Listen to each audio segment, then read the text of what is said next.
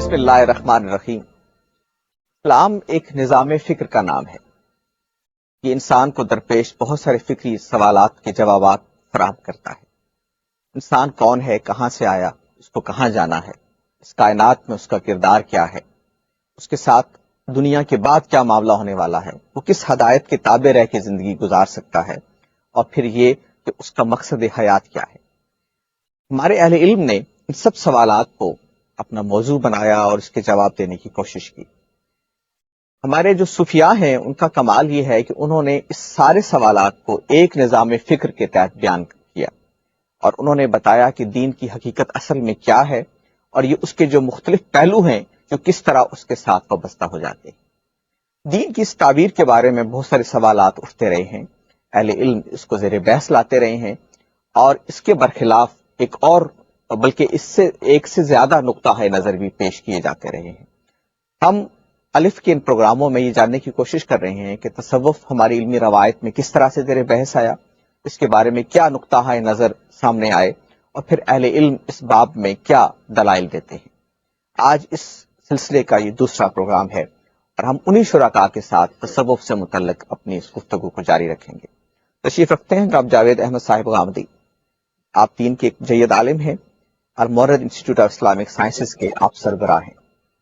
ہمارے دوسرے مہمان ڈاکٹر صاحب زادہ سعید الرحمان صاحب، آپ ایک خانقاہ کے سجادہ نشین ہیں، نقشبندیہ مجدیہ بگھار شریف۔ اس کے ساتھ آپ دین کے عالم ہیں، کتابوں کے مصنف ہیں، سلسلہ سلوک کے آپ ایک مسافر ہیں۔ ہمارے تیسرے مہمان جناب احمد جاوید صاحب، متنوع دلچسپی کے میدان ہیں، ان میں سے ایک تصوف بھی ہے، اور جن کے بارے میں ان کی ایک تحقیق ہے، برسوں اس پہ کام کیا ہے، اور آج ہم انہی سے جانیں گے اس سلسلے کے بارے میں۔ ہمارے چوتھے مہمان سید شبیر حسین شاہ صاحب، آپ ایک استاد ہیں، تاریخ آپ کی دلچسپی کا بنیادی موضوع ہے، اور اس حوالے سے تصوف اور صوفیاء کی تاریخ پر آپ کی گہری نظر ہے۔ گفتگو کا آغاز جاوید صاحب سے۔ جب ہم پچھلے سلسلہ کلام کو ہم نے ختم کیا، وہ بات یہاں تک پہنچی تھی کہ اصل میں کسی چیز کو جب ہم سمجھنا چاہتے ہیں تو یہ سمجھنے والے کی افتاد طبع ہے، جو اس کے بارے میں بعض اوقات کسی ایک چیز پر رک جاتی ہے، بعض اوقات نئے معنی دریافت کرنے کے عمل کو جاری رکھتی ہے۔ صوفیاء کے ہاں جو ہم دیکھتے ہیں توحید کے باب میں بالخصوص جو چیزیں بیان ہوئی ہیں، وہ اصل میں اس ذہنی افتاد ہی کا اظہار ہے، اور اس کو اسی تناظر میں سمجھنا چاہیے۔ یہ صوفیہ کی تحلیل نفسی ہوئی، مجھے اس پہ کوئی اعتراض نہیں ہے۔ یہ بات کہ وہ قیاب میں ایک طرح کی پریزنس چاہتے ہیں، میرا خیال ہے میں بھی چاہتا ہوں۔ یعنی مذہبی شعور جب آدمی میں بیدار ہوتا ہے تو یہ ساری خواہشیں اس کے اندر پیدا ہو جاتی ہیں۔ اس خواہش کا آخری ظہور وہ ہے جو خود سیدنا موسیٰ علیہ السلام سے ہو گیا، اور انہوں نے یہ کہا کہ میں پروردگار آپ سے بات تو کرتا ہوں، آپ کو دیکھنا بھی چاہتا ہوں۔ تو اصل میں یہ ساری چیزیں جتنی ہیں ان کی نفی نہیں ہے۔ سوال یہ ہے کہ کوئی جذبہ آپ میں پیدا ہوتا ہے، کوئی خواہش آپ میں پیدا ہوتی ہے، آپ کا مذہبی شعور ایک خاص طریقے سے ظہور پذیر ہوتا ہے، اس کی مینیفیسٹیشن ہوتی ہے۔ ان سب موقعوں کے اوپر وہ چیز جس نے فیصلہ کرنا ہے کہ آپ کہاں جا سکتے ہیں اور کہاں نہیں جا سکتے، مذہب کس لیے آیا ہے اور انبیاء کس لیے آئے ہیں، وہ آپ کو یہ بتانے کے لیے آئے ہیں کہ یہاں آپ قدم رکھ سکتے ہیں اور یہاں نہیں رکھ سکتے، یہ آپ جان سکتے ہیں اور یہ آپ نہیں جان سکتے، اس چیز کو آپ بیان کر سکتے ہیں اور یہ چیز ایسی ہے کہ جس کے اندر مغالطوں کا بڑا شدید اندیشہ ہے۔ اس وجہ سے وہاں انبیاء علیہ السلام کی تعلیم کو فیصلہ کرنا ہوتا ہے۔ بڑی واضح اور صحیح بات فرمائی ہے احمد جاوید صاحب نے کہ آپ جب مذہب پر گفتگو کریں گے تو پہلی چیز تو یہ ہے کہ آپ اشاراتی بیان فرمائیے، اشاراتی کی تفصیل کیجئے، ان کا ماخذ بتا دیجئے نا۔ وہ بہرحال جو کچھ مذہب ہمارے پاس رسالت میں آپ صلی اللہ علیہ وسلم چھوڑ کر گئے ہیں، اور جو اب مذہب کی مستند ترین تعبیر ہے، اس کی روشنی میں دیکھا جائے گا۔ یعنی اب تو ہم پرانے ارحامی صاحب کو بھی اسی روشنی میں دیکھیں گے۔ تورات، انجیل اور زبور اللہ تعالیٰ کی کتابیں ہیں، لیکن وہ بھی اس کی محتاج ہیں کہ اب قرآن مجید کی روشنی میں اور رسالت میں آپ صلی اللہ علیہ وسلم کی تعلیمات کی روشنی میں دیکھی جائے۔ آپ کے بعد جو کچھ آئے گا اس کو بھی اسی روشنی میں دیکھا جائے گا۔ آپ کی افتاد طبع بھی کہاں تک آپ کو لے جا سکتے اس کا جائزہ بھی اسی روشنی میں لیا جائے گا۔ سوال یہ ہے کہ اگر کوئی غیاب و حضور کی صورتحال پیدا ہوئی ہے آپ کے لیے تو رکھیے اپنی خانقاہ میں، جب آپ کتاب لکھ کے بیان کریں گے کہ توحید یہ ہے تو میں وہ کام کروں گا جو مجھے کرنا ہے کہ دونوں پہلوؤں سے جائزہ لے گا جس کی طرف انہوں نے اشارہ فرمایا۔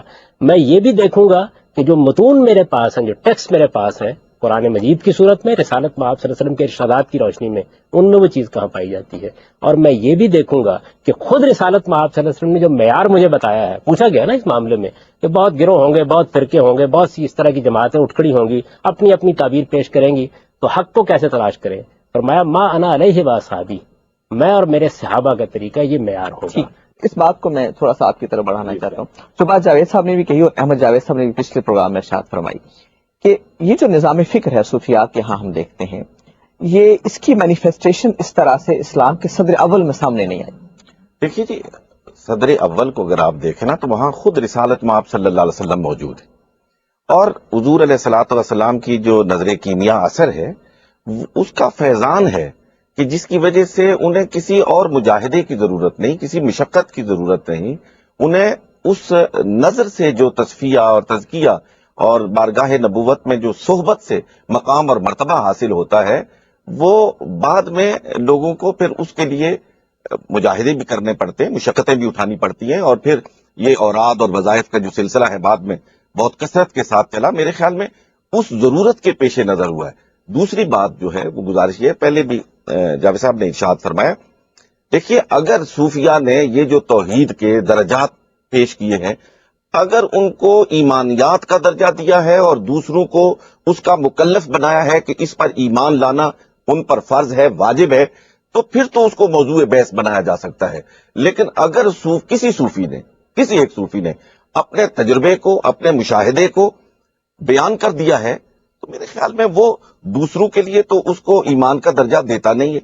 جب دوسروں کے لیے وہ اسے ایمان کا درجہ نہیں دیتا اور یہ کہتا ہے کہ ایمان اسی پہ رکھو جو قرآن میں بیان ہوا ہے، توحید وہی ہے جو قرآن میں بیان ہوئی ہے، تو پھر میرے خیال میں نزاع تو وہیں پہ دم توڑ دیتا ہے.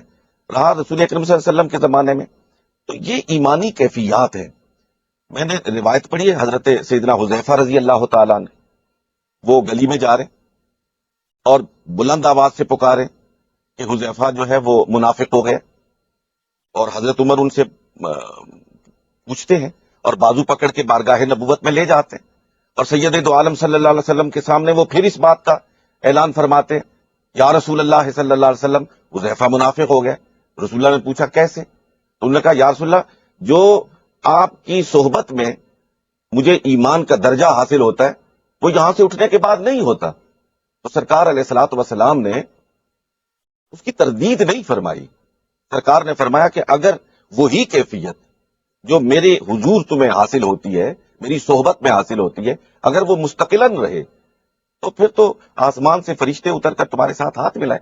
تو یہ ایمان کے درجات اور پھر اس پر شرح آپ صدر. کہتے ہیں کہ اگر صدر اول میں اس کے مظاہر ہم کو نہیں ملتے تو اس کی وجہ یہ ہے کہ رسالت مآب صلی اللہ علیہ وسلم کی اپنی موجودگی ہے اور وہ تربیت کا جو وہی براہ اسلوب ہے راست آ رہی ہے، آ رہی ہے، اس میں کسی اور کی توجیہ اور تعبیر کی ضرورت ہی محسوس نہیں ہوئی. ٹھیک ہے. احمد جاوید صاحب، اس کو ایک اور اینگل سے بھی ہم دیکھتے ہیں کہ یہ جو جیسے سابزاد صاحب نے کہا کہ اگر کوئی آدمی اس کی تعویل کرتا ہے اور یہ کہتا ہے کہ میں ایسے سمجھتا ہوں، تو اس میں کیا حرج ہے؟ یعنی اگر کوئی آدمی اپنے طور پہ اس کو بیان کرتا ہے، اگر اس کا ابلاغ عام نہیں کرتا یا اگر آپ کو یہ نہیں کہتا کہ اس کو آپ بھی مانیں اور آپ پر بھی لازم ہے. میں صرف ایک بات آپ کی اجازت سے کہنا چاہتا ہوں تاکہ جواب سننے میں مجھے سہولت رہے. وہ یہ کہ آپ نے گزشتہ پروگرام کے آغاز میں علامہ اقبال رحمۃ اللہ تعالی علیہ کا ایک واقعہ بیان کیا تھا. اب اگر ہم اس کی سند قرآن اور حدیث میں ڈھونڈنا شروع کر دیں تو کہیں ملے گی، لیکن اگر اقبال کا جو ملازم ہے اس سے کہیں یا اقبال سے یہ کہیں کہ وہ اس واقعے کا انکار کر دے تو میرے خیال میں ممکن نہیں ہوگا. ٹھیک ہے، یعنی وہ مسئلہ تب پیدا ہوگا جب اقبال یہ چاہیں گے کہ سب اس پر ایمان لائیں. ٹھیک ہے. اب جاوید صاحب، یہ جو فرق کیا گیا ہے اس کو آپ کیسے دیکھتے ہیں؟ صاحبزادہ صاحب یہ کہہ رہے ہیں کہ جب صحابہ کو اپنے دور میں حق کے حضور کے لیے، صوفیانہ اصطلاح میں کہہ رہا ہوں کہ حضور حق کے لیے وسائط کی ضرورت نہیں تھی. ان کے یہاں ایک بالکل پریزنس میں وہ رہتے تھے، تو اس وجہ سے ٹیکنیکلٹیز اور وسائط کی انہیں ضرورت نہیں تھی، جو بعد میں پیدا ہوئی اور لوگوں نے وہ نکالی. اس میں اگر کوئی اشکال پیدا ہو سکتا ہے تو وہ یہ ہے کہ وسائط کی ضرورت نہ ہونے کے باوجود حضور حق سے پیدا ہونے والا کیریکٹر، حضور حق سے پیدا ہونے والا وہ ذہن جو صوفیانہ حضور حق سے پیدا ہوا، وہ ذہن یا وہ کیریکٹر اس وقت نظر کیوں نہیں آتا؟ اس جس کو ہم کہتے ہیں کہ ایک فنائیت ہوتی ہے، صوفیانہ فنائیت، تو وہ صوفیانہ طرز فنائیت اس وقت نظر نہیں آتی. فنائیت اپنی جگہ ہے کہ آدمی اپنے ارادے اور اپنے خواہش سے دستبردار ہو جائے اللہ کے حکم اور مرضی کا بھی. میرا خیال ہے کہ اس میں شاید اس میں بہت سے نکلنے کے راستے ہو سکتے ہیں کہ ہر گروہ کا، ہر دور کا، ہر تہذیب کا، ہر معاشرت کا اسلوب تسلیم اور انداز تعمیل مختلف ہو سکتا ہے.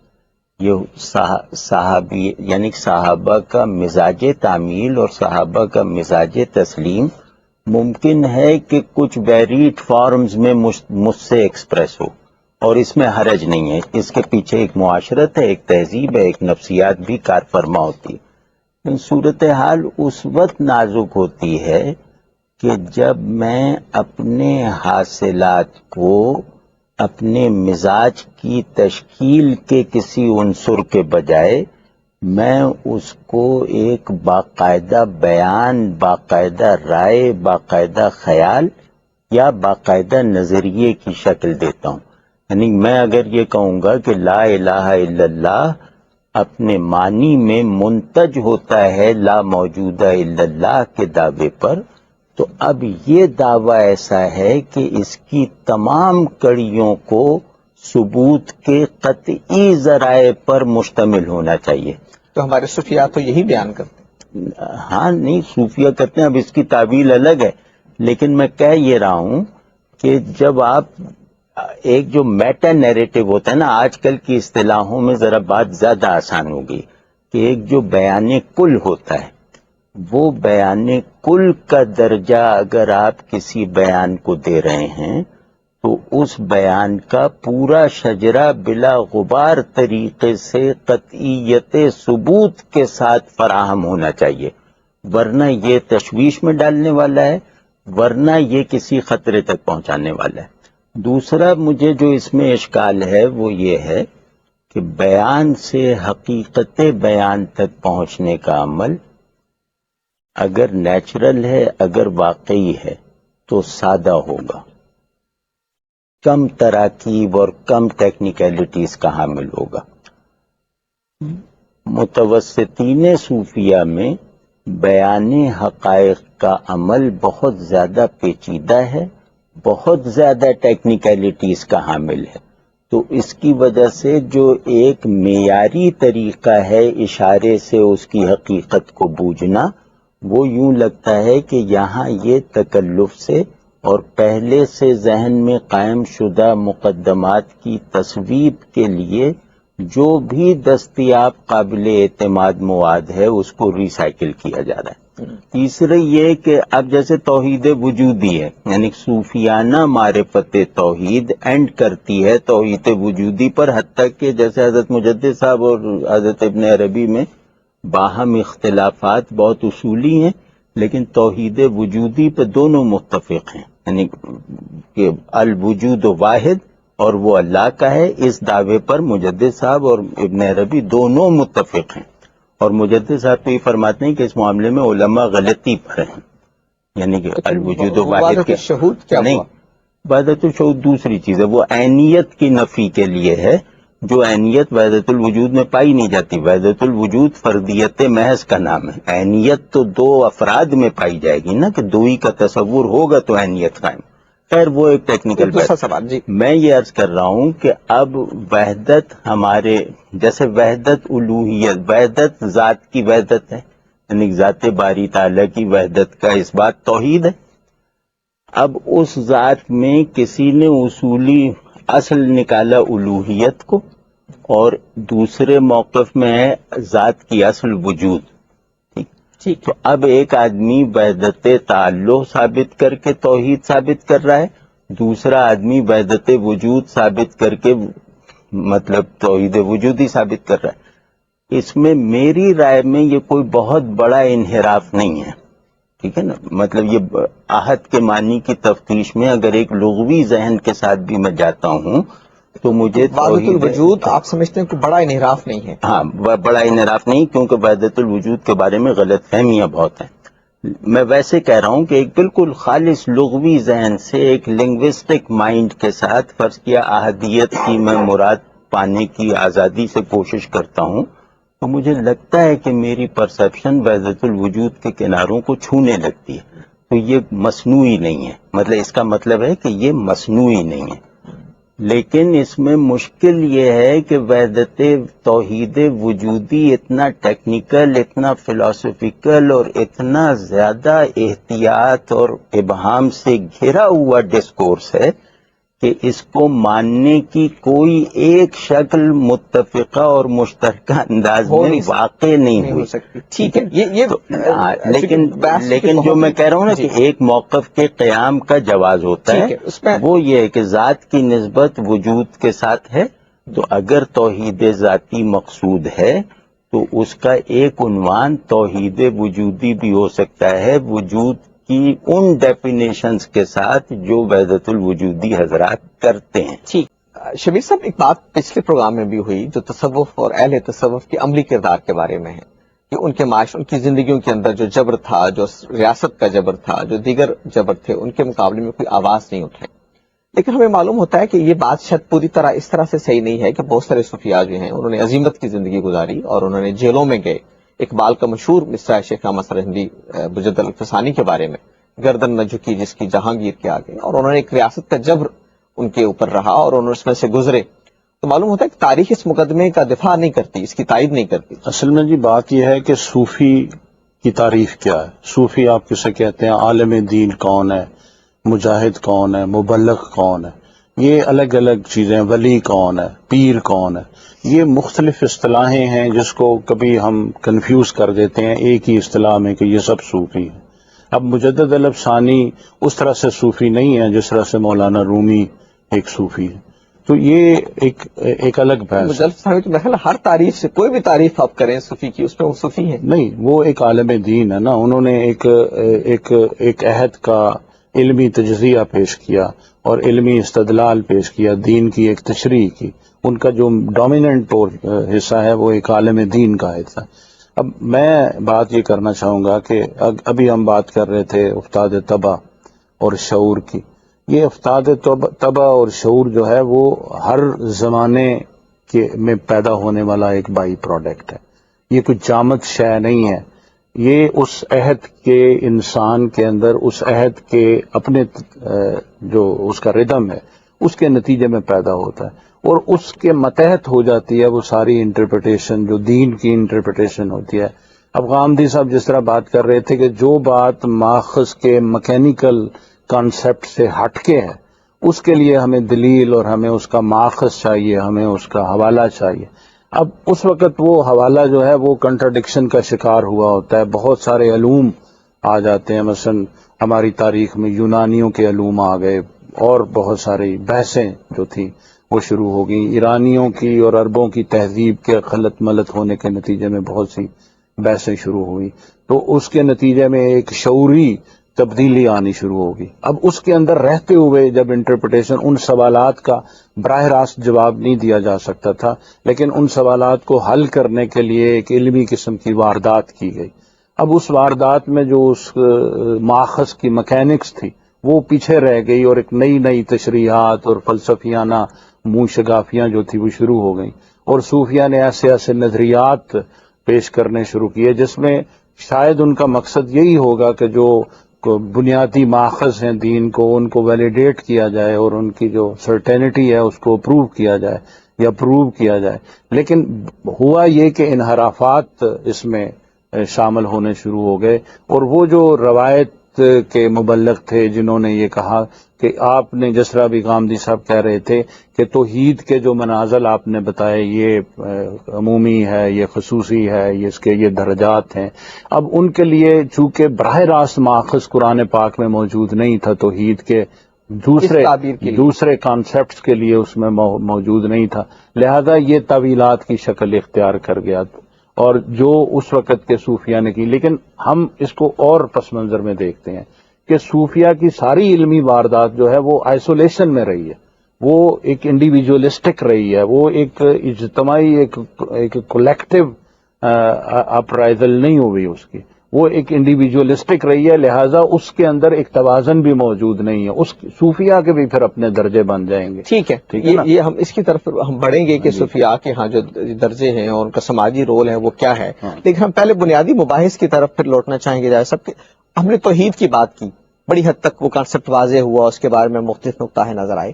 ہم دوسری چیز نبوت کو ہم اپنے موضوع بناتے ہیں کہ جو نبوت کے بارے میں ظاہر ایک مذہب کا بہت واضح تصور ہے، یہ تصور ہمارے صوفیاء کے ہاں کیا اسی طرح بیان ہوا ہے یا اس سے مختلف ہے؟ نبوت اصل میں مخاطبہ و مکالمہ الہی ہے. اللہ تعالیٰ اپنے بندوں میں سے کسی ایک بندے کا انتخاب کرتے ہیں تاکہ اس کے ذریعے سے اپنی ہدایت آپ تک پہنچائیں، اتمام ہدایت بھی کریں اور اتمام حجت بھی کریں. دونوں مقاصد بھی بیان کر دیے گئے ہیں. اس مکالمہ اور مخاطبہ الہی کے بارے میں قرآن ایک دوسرا اعلان یہ کرتا ہے کہ یہ رسالت میں آپ صلی اللہ علیہ وسلم پر ختم ہو گیا ہے. یعنی اس نے اعلان کر دیا کہ رسالت میں آپ صلی اللہ علیہ وسلم خاتم النبیین ہے. کوئی ابہام اور اشکال اگر ہو سکتا تو اسے خود رسالت میں آپ صلی اللہ علیہ وسلم نے واضح کر دیا. آپ یہ دیکھیے کہ جو روایتیں یعنی بالکل متفق علیہ نقل ہوئی ہے ہمارے یہاں، بخاری بھی نقل کرے گا، مسلم بھی نقل کرے گا، ہر ایک نقل کرے گا، ان میں سے یہ روایت ہے کہ لم یبقى من النبوۃ الا المبشرات. نبوت اپنی حقیقت کے لحاظ سے ختم ہو گئی ہے، اگر کچھ رہ گیا ہے تو صرف مبشرات رہ گئے ہیں. صحابہ کرام نے پوچھا وہ کیا ہے، یعنی سوال کیا مل مبشرات، یعنی ایک مجمل لفظ تھا اس کو بھی مجمل نہیں رہنے دیا. آپ نے فرمایا رویا الرجل الصالح، کسی نیک آدمی کو کوئی خواب آ جاتا ہے جس میں اس کو کوئی بشارت دی جاتی ہے. پھر اس کی مزید وضاحت فرما دی کہ جب تم خوفناک خواب دیکھتے ہو تو اس میں شیاطین جن کام کر رہے ہوتے ہیں، اور جب تم کو اچھا خواب دیکھتے ہو تو فرشتے اس میں تمہیں بشارت دیتے ہیں. بشارت جو میری ذات کے لیے ہے، ہو سکتا ہے کہ مجھے یہ بشارت کسی خواب میں مل جائے. اس کا اصل میں دین کے بیان اور اس کی حقیقتوں سے کیا تعلق ہے؟ دین کے حقائق نبوت کے ذریعے سے اللہ تعالیٰ کی طرف سے آتے ہیں. اس کے بالکل برخلاف صوفیہ کیا کہتے ہیں؟ وہ یہ کہتے ہیں کہ جس جگہ سے نبی پاتا ہے وہیں سے ہم پاتے ہیں. وہ یہ کہتے ہیں کہ ہمارے اور اس کے الہام میں کوئی فرق اس کے سوا نہیں ہوتا، کہ ہمارا وہ براہ راست ہوتا ہے اور اس کو نبوت کے منصب پر فائز کر دیا جاتا ہے. وہ یہ کہتے ہیں کہ ہمارے ہاں کے جو صوفیہ ہیں وہ جب اس مقام پر پہنچتے ہیں جس کو وہ بیان کرتے ہیں اپنی اصطلاحوں میں کہ مقام صدیقیت ہے یا مقام تحدیث ہے، یا شاہ ولی اللہ کی اصطلاح میں مقام ولایت علیہ ہے، جب اس مقام پر وہ پہنچتے ہیں تو اس وقت حق کا معیار وہ خود ہوتے ہیں. یعنی حق ان کے گرد گردش کرتا ہے، وہ جس چیز کو حق قرار دیں وہی حق ہوتا ہے. ان کو اگر اس موقع کے اوپر، یہ شاہ اسماعیل کے الفاظ ہیں، اس موقع پر اگر یہ بھی کہا جاتا ہے کہ آپ اپنے زمانے کے پیغمبر کی اطاعت کریں تو یہ نظم کو قائم رکھنے کے لیے اوپر سے کہا جاتا ہے، وہ اس لیے کرتے ہیں، ورنہ ان کو اس کی ضرورت نہیں ہوتی، وہ کسی کے مقلد نہیں ہوتے. یہ انہی الفاظ میں ہے، آپ کہیں میں تو آپ کو سنا دوں گا. ایک ایک چیز سنا، ایک کون بیان کر رہا ہے. یعنی یہ نہیں ہے کہ کوئی آدمی اپنے ذاتی تجربات بیان کر رہا ہے، نہ احیاء ذاتی تجربات کی کتاب ہے، نہ قوت القلوب ذاتی تجربات کی کتاب ہے، نہ عوارف المعارف ذاتی تجربات کی کتاب ہے. یہ تصوف کا علم ہے جو بیان کیا گیا ہے. جب آپ ابقات بھی نہیں، ابقات کا جو آخری اشارہ ہے، یعنی پہلے 3 اشارات میں تو ظاہر ہے کہ وحدت الوجود کے مختلف مراحل بیان ہوئے ہیں، جو آخری اشارہ ہے اس کے اندر انہوں نے مقامات وہبیہ کا ایک پورا عنوان قائم کر کے وہ مقامات بیان کیے ہیں، اور اس میں یہ بتایا ہے کہ کس طرح سے ہمارا الہام حق کا معیار بن جاتا ہے اپنے زمانے کے لیے. اور پھر اس کے بعد آپ عوارف میں دیکھیے، یعنی شہاب الدین سہروردی یہ بیان کرتے ہیں کہ صوفی کے الہام میں، شیخ کے الہام میں اور جبریل کے الہام میں، دونوں میں اس کے سوا کوئی فرق نہیں ہوتا کہ وہ ایک شخص کو کھڑا کرنے کے لیے آتا ہے دنیا کی ہدایت کے لیے، اور اس سے ہم وہی پا لیتے ہیں کہ جو پیغمبر اس جگہ سے پا رہا ہوتا ہے. اور کبھی شیخ اس الہام میں خیانت نہیں کرتا جس طرح پیغمبر نہیں کرتا. اور یہ الہام جو ہے، اس الہام کے اندر بھی حق اتنا ہی واضح ہوتا ہے کہ لا یاتی الباطل من بین یدیہ ولا من خلفہ، یعنی یہ قرآن نے اپنی صفت بیان کی ہے تو اس جگہ پر وہ اپنے الہام کو بیان کرتے ہیں. یہ بہت عام سطح کی باتیں ہوتی ہیں جس میں یہ کہا جاتا ہے کہ نہیں وہ ہمارے لیے حجت ہے اور فلاں کے لیے حجت ہے. مجھے یہ بتائیے ان کا مطلب کیا ہے؟ یعنی اگر آپ نے خواص کے لیے ایک توحید الگ بیان کر دی، نبوت کے سلسلے کے بارے میں یہ بیان، مجدد صاحب کو دیکھ لیجئے، یعنی مکتوبات میں بیان کرتے ہیں کہ صرف اتنی بات ہم کہتے ہیں کہ نبوت اپنے منصب کے لحاظ سے ختم ہوئی ہے، کمالات کے لحاظ سے ختم نہیں ہوئی. اچھا ابن عربی کو لے لیجئے، فتوحات میں جو فصوص کی طرح کی کتاب نہیں ہے، بیان کیا ہے کہ رسالت میں آپ صلی اللہ علیہ وسلم پر نبوت تشریح ختم ہوئی ہے، شریعت والی نبوت ختم ہوئی ہے. اس کے علاوہ جہاں تک نبوت کا تعلق ہے اپنی حقیقت کے لحاظ سے، وہ ویسی کی ویسے ہی، اور اس کے ہرگز یہ معنی نہیں ہے کہ آپ ختم نبوت کو اس معنی میں لے لیں. وہ حدیث نقل کرتے ہیں وہاں ان قطعت النبوہ، تو اس کا مطلب کیا ہے؟ اس کا مطلب یہ ہے کہ تشریح نبوت ختم ہوئی ہے. میں نام نہیں لینا چاہتا، لیکن میں یہ کہتا ہوں کہ جن لوگوں کے خلاف اس زمانے میں ہم ہنگامہ کرتے رہے ہیں وہ اس سے زائد کون سی بات کہتے ہیں؟ یہ صریح الفاظ میں بیان ہوا ہے.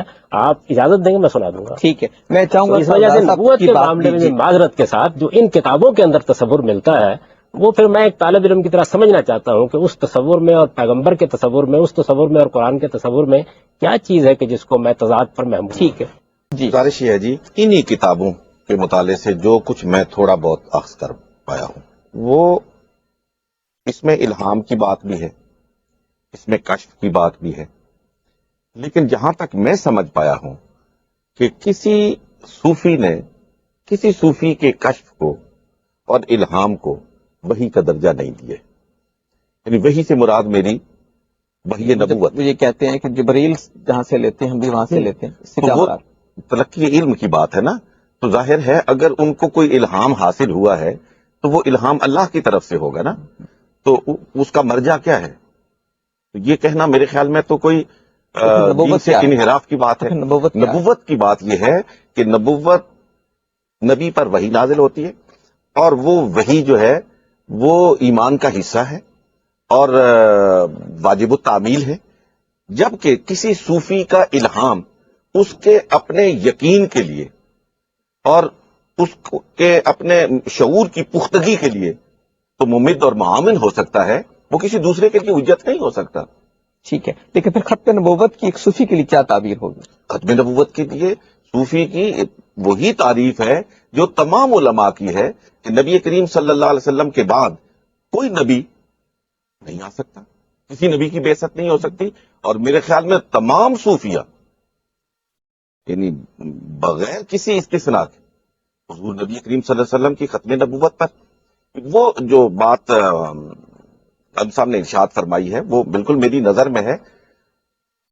لیکن اس ساری بات کو مجدد الفسانی رحمۃ اللہ تعالی علیہ کی مجموعی تعلیمات کے تناظر میں دیکھنا ہوگا. تو اس تناظر میں اگر مجدد صاحب کی اس بات کو بھی دیکھا جائے تو مجدد صاحب تو ساری زندگی محمد الرسول اللہ صلی اللہ علیہ وسلم کی تعلیمات اور حضور علیہ الصلوۃ والسلام کی سنت کا پہرا دیتے ہوئے نظر آتے. کہ جائے کہ وہ حضور علیہ الصلوۃ والسلام کی ختم نبوت کا انکار کر بیٹھے. ٹھیک ہے. دوسری بات ایک میں کہنا چاہتا تھا، پروفیسر صاحب نے ارشاد فرمائی تھی صوفیہ نے بلا شبہ انڈیویجولز کی پہلے تعمیر کی، ان کا تزکیہ کیا، تصفیہ کیا، لیکن ان انڈیویجولز کی تعداد پھر دیکھیے، وہ لاکھوں میں نہیں ہے، وہ کروڑوں میں نہیں ہے، وہ آپ کو ہندوستان کی تقدیر بدلتے ہوئے نظر آتے ہیں. اور مجھے صاحب کو جو انہوں نے ارشاد فرمایا کہ وہ ایک عالم تھے، اس میں صرف ایک جملہ عرض کرنا چاہتا ہوں کہ میں جو صوفیہ کا تھوڑا بہت مطالعہ کیا ہے اور جن نمائندہ صوفیہ کی بات کی ہے غامدی صاحب نے، اس کی روشنی میں کہنا چاہتا ہوں کہ میرے نزدیک کوئی صوفی عالم ہوئے بغیر صوفی نہیں ہو سکتا ہے، کوئی جاہل صوفی نہیں ہو سکتا ہے. صوفی بننے کے لیے عالم ہونا بنیادی ہے. ٹھیک ہے. احمد جاوید صاحب، یہ جو بات ہے میں اس کی تھوڑی سی میرے جیسا طالب علم چاہے گا کہ آپ اس کی وضاحت فرمائیں. اصل فیوز الحرمین کی عبارت میں پڑھتا ہوں تو کچھ اشکال پیدا ہوتے ہیں، میں چاہتا ہوں کہ آپ اس کی وضاحت فرمائیں. وہ فرماتے ہیں کہ تعلق باللہ کے دو طریقے ہیں، ایک ہے بالواسطہ اور ایک ہے بلا واسطہ. بالواسطہ وہ ہے جو نبی صلی اللہ علیہ وسلم سے ہم تک پہنچتا ہے اور پھر ہم اس کی روشنی میں عبادت کرتے ہیں، تزکیہ کرتے ہیں، آگے پہنچتے ہیں. ایک ہے براہ راست اتصال اللہ کے ساتھ، اس میں سرے سے کوئی واسطہ نہیں ہوتا، آپ نے اس میں فیوز الحرمین میں لکھا. اور اس کے بعد وہ فرماتے ہیں کہ نبی صلی اللہ علیہ وسلم سے جب میں نے پوچھا تو انہوں نے پہلے طریقے کی تصدیق کی اور اس کو بہتر قرار دیا، لیکن پھر آگے جا کے وہ کہتے ہیں کہ اس پہ بحث ہے کہ ان دونوں میں سے بہتر کون سا ہے، اور کنکلوڈ یہ کرتے ہیں کہ اس پہ کوئی فیصلہ نہیں ہو سکتا. میری جیسا طالب علم یہ جاننا چاہتا ہے کہ جب ایک ایسا طریقہ بھی موجود ہے جو بغیر واسطے کے ہے تو پیغمبر کی ضرورت کہاں رہے گی؟ اور پھر اگر پیغمبر خود فرما دیں کہ ایک بہتر ہے، پھر اس کے بعد یہ بحث کی گنجائش کہاں رہے گی کہ فلاں بہتر ہے یا نہیں بہتر؟ ہاں، مطلب یہ ایسا طالب علم بڑا خطرناک ہوتا ہے. لیکن ٹھیک ہے، یہ جو اس طرح کے شاہ صاحب کے ہاں، شاہ ولی اللہ صاحب کے ہاں اور شاہ اسماعیل صاحب کے ہاں کئی چیزیں خود میرے مطالعے میں بھی ہیں جن کی تعویل کرنا مجھے نبی علیہ السلام سے غداری محسوس ہوتا ہے. مطلب میں اس کو ایک باطنی کجی سمجھتا ہوں کہ اس درجے کی شنی باتوں کے لیے آدمی تعویل ڈھونڈے بجائے اس کے کہ اس کو سرے سے رد کر دے، کیونکہ یہ حقائق کی واقعاتی تنظیم کو مجروح کرنے والی چیز ہے۔ یہاں میں ایک بات جو عرض کرنا چاہ رہا تھا، یہ مطلب غامدی صاحب کی گفتگو کے تناظر میں، کہ ہماری ایک حقائق کی جو ہے وہ کوگنیٹو تفصیل ہے، ایمانی تفصیل ہے، ایک مطلب فکری سمجھنے فکری تفصیل ہے، اور ایک تو حقائق کی واقعاتی تفصیل ہے۔ توحید میں کچھ تعویلات ہو سکتی ہیں کیونکہ توحید کی بناوٹ جو ہے نا وہ کوگنیٹو ہے، لیکن نبوت میں وحی میں کوئی تعویل اس لیے نہیں ہو سکتی کہ اس عقیدے کی بناوٹ واقعاتی ہے، یعنی وحی ایک واقعہ ہے، وحی کا وصول ہونا ایک واقعہ ہے، اور اس واضح نہیں بات۔ تو نبوت کے سلسلے میں جو بھی بے احتیاطی ہوگی وہ اس کی تعویل کا عمل درست نہیں ہوگا، کیونکہ واقعے میں تعویل نہیں ہوتی، واقعے میں یا تو انکار ہے یا اقرار ہے۔ شاہ اسماعیل صاحب کے یہاں جیسے ہے کہ ہم پابند تھوڑی ہوتے ہیں، وہ تو ایک نظم کو قائم کرنے کی مصلحت ہے کہ جو صاحب الہام یا اس درجے پہ پہنچا ہوا آدمی وہ نبی کی اتباع قبول کرتا ہے۔ لیکن جیسے مجدد صاحب رحمۃ اللہ علیہ کا ہے کہ کمالات نبوت جاری ہیں اور منصب نبوت ختم ہو گیا ہے، اس میں میرا خیال ہے کہ یہ الفاظ ہی تقاضا کرتے ہیں کہ ہم اس کا مطلب تسلسل وحی نہ لیں۔ مطلب یہ کہ نبوت اپنے منصب، اپنے عنوان، اپنی واقعاتی حیت میں ختم ہو چکی ہے، وحی سمیت ارسال وحی کا عمل ختم ہو چکا ہے، نبی کا عنوان ختم ہو چکا ہے، نبی کی حیثیت اختیار کرنے کا عمل ختم ہو چکا ہے، لیکن نبوت کچھ معانی، کچھ حقائق، کچھ کمالات کی کنٹینر بن کے آتی ہے نا، تو ان کمالات کا اجرا ہی مقاصد نبوت میں سب سے بڑا مقصد ہے۔ تو اس کی اس انداز سے، کیونکہ نقشبندی سلسلے میں میری کچھ پریکٹس بھی ہے، تو اس سلسلے میں مشتہر معنی یہی ہیں۔ اچھا، لیکن مجھے ابن عربی کی عبارت جاوید صاحب نے جس کا ذکر کیا، اگر ایک وہ عبارت کو سامنے رکھیے کہ تشریح نبوت ختم ہو گئی، یہ ایک سٹیٹمنٹ ہے۔ ایک سٹیٹمنٹ یہ ہے کہ ایک آدمی کہتا ہے کہ میں تشریح نبی نہیں ہوں، میں تو ذلی نبی ہوں۔ ان دونوں میں کیا فرق ہے؟ سب فضولیات ہیں۔ مطلب یہ کہ تشریح نبوت جو ہے وہ تشریعی کی قید کے ساتھ ہے ہی نہیں۔ نبوت تو ایک واقعہ ہے کہ جس سے اللہ کلام کرے ڈائریکٹ یا فرشتے کے ذریعے سے، یعنی جس پر وحی نازل ہو وہ نبی ہے، ٹھیک ہے۔ اب اس میں تشریح تو اس کے کاموں میں سے ایک قسم ہے تشریح، تو یہ سب کوئی نہیں۔ نبی جو ہے وہ ایک واقعی آدمی ہوتا ہے، ایک واقعی عمل کے نتیجے میں ایک واقعی منصب اسے ملتا ہے، تو جس پہ بھی وحی ہوگی وہ نبی ہے، ٹھیک ہے۔ اس میں تشریح اور غیر تشریح کی بحث نہیں آتی۔ اور ابن عربی کے کلام میں یہ بہت بڑا، اس جگہ پر یہ بہت بڑا سوالیہ نشان ہے کہ مطلب اس میں تسلسل نبوت فی الاصل کا دروازہ کھل گیا ہے، کیونکہ تشریح نبوت کا سب سے بڑا منصب بھی نہیں ہے۔ ٹھیک ہے۔ تصوف کی تاریخ پہ جب ہم نظر ڈالتے ہیں تو ایک بات کہی جاتی ہے عمومی طور پر کہ تصوف کا موضوع تزکیہ نفس ہے، اور جاوید صاحب یا احمد جاوید صاحب یہ بات کہتے ہیں کہ ایک مذہبی شعور کی موجودگی میری خلقت کا حصہ ہے۔ تو ہر مذہب میں جو بات آپ سے جاننا چاہتا ہوں وہ یہ کہ ہر مذہب میں ایسے لوگوں کا پایا جانا تو اس میری خلقی شعور کی تسکین کے لیے کوئی سامان کرتے ہیں۔ میں یہی بات کر رہا ہوں کہ ہر مذہب جو ہے وہ ایک خاص قسم کی تاریخی واردات سے گزرتا ہے۔ ہر ایک مذہب جو ہے وہ، لیکن یہ کامن چیز ہے ہر مذہب، یہ کامن چیز اس مرحلے پہ آ کے پیدا ہوتی ہے جس وقت مذہب کے مکینیکل معنی، جس وقت مذہب کے پائنیئرز کا عہد گزر جاتا ہے اور فالوورز جو ہوتے ہیں وہ اپنے عہد کے مطابق اس کی انٹرپریٹیشن کرنی شروع کرتے ہیں، تو پھر ڈیویشنز آتی ہیں، پھر انحرافات پیدا ہوتے ہیں۔ یہ ہر ایک مذہب کے ساتھ، ہر ایک ریولوشن کے ساتھ ہوتا ہے۔ کرسچینٹی کے ساتھ ہوا، یہودیت کے ساتھ ہوا، مسلمانوں کے ساتھ ایسا ہوا۔ تو یہ بات یہاں موجود ہے۔ اب تزکیہ نفس جو ہے نا، یہ تزکیہ نفس ایک آئسولیشن میں ایک انڈیویجول کا ایک عملی علمی قسم کی واردات آپ کہیں گے نا۔ میں یہ بات کر رہا تھا کہ یہ جدا ہے اس اجتماعی تقاضے کے مطابق ٹھیک ہے، نہیں، وہ بات ہوگی، واضح ہو گئی یہ ہاں جی، بات. جو کہ دین کا مقصد اولا. ابھی آپ یہ نبوت چلیں اس پہ ہاں ہم جی، پھر بات کریں گے، دین کا مقصد اولا، چونکہ یہ خود پورا ایک موضوع ہے، وہ ہاں کیا جی، ہے، ہم اس پہ آگے چلے جائیں گے. صحیح. تو میں چونکہ وقت ختم ہو رہا ہے جیسا، میں چاہتا ہوں کہ آخر میں ہم بات، آخر تو نہیں کہنا چاہیے لیکن جہاں تک گفتگو پہنچی ہے، ایک تو یہ بات سامنے آئی ہے کہ ختم نبوت کے بارے میں جو بات کہی گئی ہے اس کی تعویل کی اگر گنجائش ہے تو ہم کو تعویل کرنی چاہیے. شیخ احمد سرہندی کی عبارت کی تعویل ہو سکتی ہے. پھر جو کچھ وہ کچھ اور بھی فرماتے ہیں اپنے کاموں میں، اس کو سامنے رکھنا چاہیے. مثلا وہ یہ کہتے ہیں کہ یہ جو وات الوجود کا مرحلہ ہے، یہ پہلا مرحلہ ہے، میں بھی اس سے گزرا، لیکن یہ ایک ناقص مرحلہ ہے، میں سے آگے بڑھ کے مقام ذلیت ہے، پھر مقام ابدیت ہے، اور وہ اعلیٰ ترین درجہ ہے، آدمی عبد کے مقام پہ کھڑا ہو جاتا ہے. تو یہ ساری باتیں جو آدمی کہتا ہے، اس کی ساری تعلیمات کی روشنی میں اس کی اس نقطہ نظر کو سمجھنا چاہیے.